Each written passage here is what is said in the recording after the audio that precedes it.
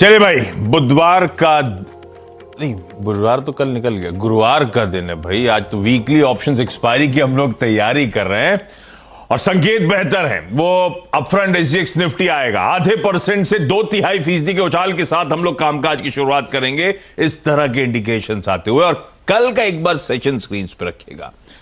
परसों इस हफ्ते का अब तक का हाईलाइट रही कुछ इश्यूज क्रॉप अप होते हुए। परसों बैंक ऑफ जापान की वो सरप्राइज हॉकिश पॉलिसी, उसके बाद प्रेशर से हम उभर रहे थे।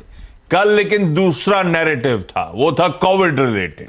शायद एक बहाना था, पर अच्छा खासा मीनिंगफुल करेक्शन कल भारतीय बाजारों में आता हुआ नजर आया।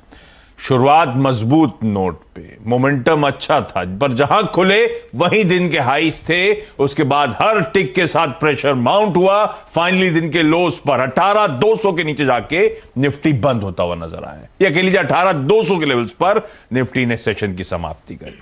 और वो पूरी तरह से वो कोविड स्केयर, हमारे यहां मिनिस्ट्री की हाई लेवल मीटिंग, उसके बाद तमाम अपडेट्स आना, स्टेट्स अपने अपने फैसले लेंगे, वो बहाना बना कोविड का स्केयर। हालांकि एक बात ध्यान रखिएगा, हाँ थोड़ी सी स्केयर है, ऐसे नहीं कि आंकड़े बहुत ज्यादा बढ़ गए। उस नए वेरिएंट के 4 ही केसेस अब तक सामने आए।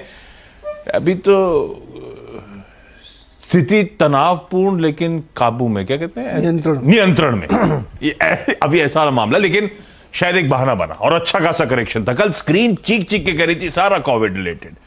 वो फार्मास्यूटिकल, हेल्थ केयर में जबरदस्त उछाल, सब स्टॉक्स तेजी में। ये कोविड टाइम्स में आपने देखा, याद होगा आपको, इसी तरह से मूव्स आते थे फार्मास्यूटिकल्स में, हेल्थ केयर में। और कल वो सारी वो होटल इंडस्ट्री वाले स्टॉक्स, मल्टीप्लेक्स स्टॉक्स, ये सब पिटना शुरू हुए थे। वो पूरी स्क्रीन पे वायदा बाजार की भी इनफैक्ट स्टैकअप देखते, इसी तरह का मूड माहौल नजर आता। खैर, आज अच्छा दिन है। आज 100 पॉइंट उछाल के साथ शुरुआत करेंगे। क्यों? क्योंकि ग्लोबल क्यूज थोड़े से सपोर्टिव। कल यूएस के मार्केट्स में परसों थमे थे, कल उछले। कल मजबूती के साथ यूएस के तीनों बेंचमार्क्स 1.5% अक्रॉस बेंचमार्क्स मजबूती के साथ कल के सेशन में ट्रेड होता हुआ। डाउ कल 500-525 पॉइंट का जंप दिखा रहा था और उसके ऊपर आज सुबह के फ्यूचर्स 1/4% ऊपर ट्रेड कर रहे हैं। ये क्या बस पिट के कंसोलिडेशन के बाद अब थोड़ा सा दमखम लोअर लेवल से कवरिंग के मूव्स आ रहे हैं क्या? कैट बाउंस मर गए क्या? और वही चीज हम फिर सुनना चाहते हैं जो हमको अच्छा लगा।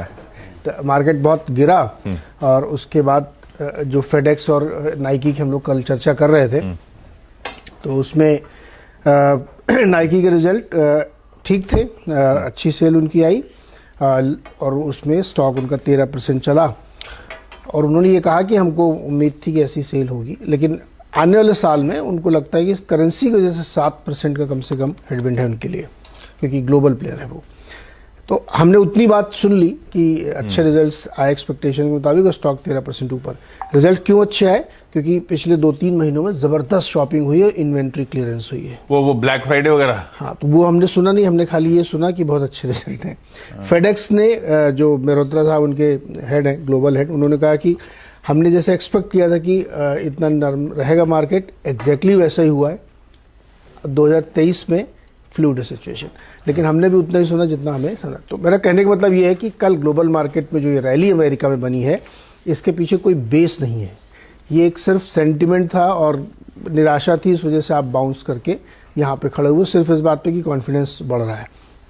तो इसलिए उस रैली को उसी नज़रिए से देखना चाहिए। और तमाम सारी ऐसी घटनाएँ पूरी दुनिया में हो रही हैं जो मार्केट को हिला रही हैं।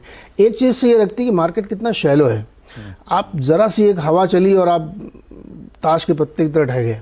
ये सिचुएशन आप इंडियन मार्केट में भी अप्लाई करके देखिए, यूएस मार्केट में भी। अभी एक दिन में कोई खबर आई तो गिर जाएगी। मेरा कहने का मतलब ये कि बहुत टेड कैट बाउंस टाइप की चीज़ थी जो गिरावट के बाद ऊपर आई है। अनसर्टेन मार्केट है और उससे कोई बहुत पक्का क्यों लेना मेरे हिसाब से गलत होगा। जैसे कल भी हम लोगों ने सुबह कहा था, मैंने कहा था ना कि पिच ऊपर से सूखी दिख रही है लेकिन नीचे बहुत स्लिपरी है, एग्जैक्टली वैसा ही है।